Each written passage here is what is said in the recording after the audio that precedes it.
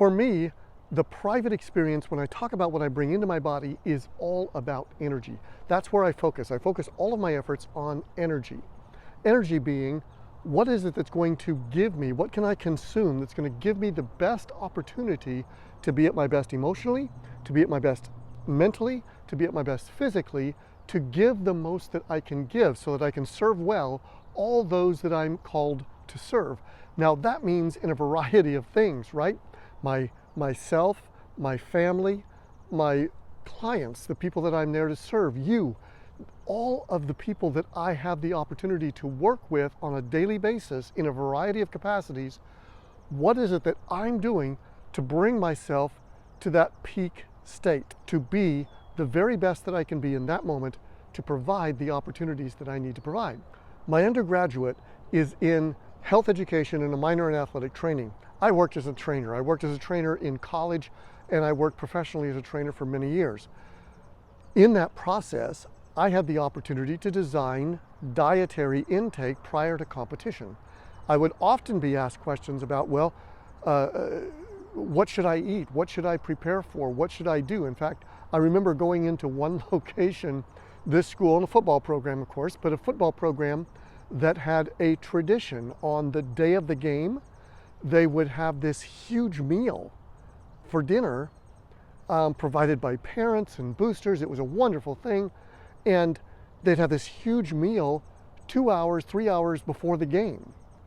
And I thought, oh my goodness, do they not even understand the concept of nutrition?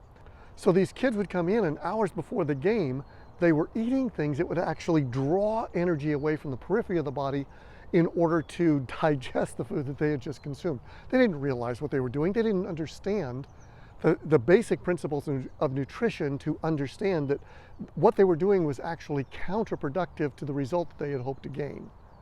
So we shifted and moved that meal to the day before so that the nutritional value of what was being consumed was actually going to carry through, and then they were regimented on the day of the game.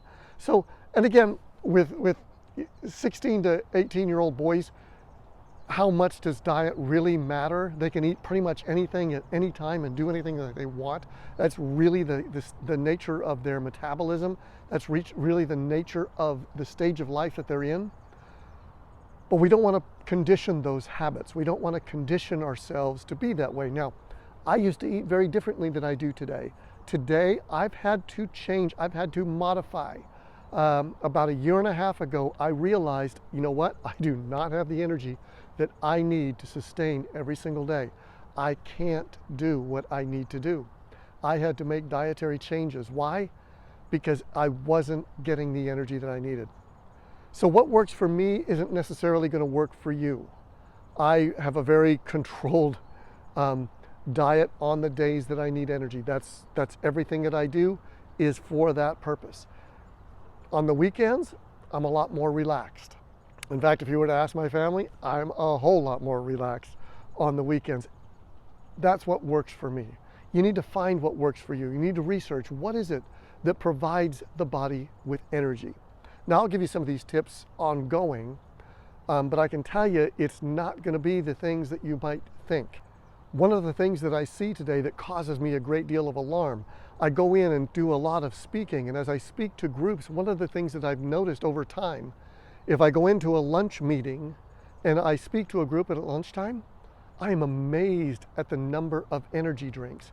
If I go in before they start their day, I am amazed at the number of energy drinks. Energy drinks are not the source of energy. Energy is an artificial bump. It's what's going to give you. It's going to give your body a boost, yes, and it can be beneficial in the short run. It's not meant to be sustaining, and it often is being done to compensate for other things that we're not doing that would provide us that energy. We really need to be aware of what is it that provides us what we need on a daily basis. Now again, if you don't need those types of energy draws, if you're not in a situation where you need to perform, which I don't know what that situation would be. Perhaps if you're a hermit, you live alone in the forest, or you live alone under a bridge someplace, you just don't need the energy that most people need to be able to be at their very best. Fine.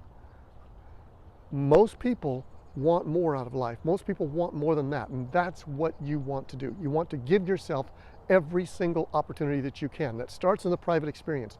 The private experience is really all about, again, what you do physically, what you do mentally, what you do emotionally. You have to align those three things. Getting the energy that you need allows you to be able to have the emotional capacity and the mental capacity to be at your very best. Thank you so much. I'll see you on the next Primacy Podcast.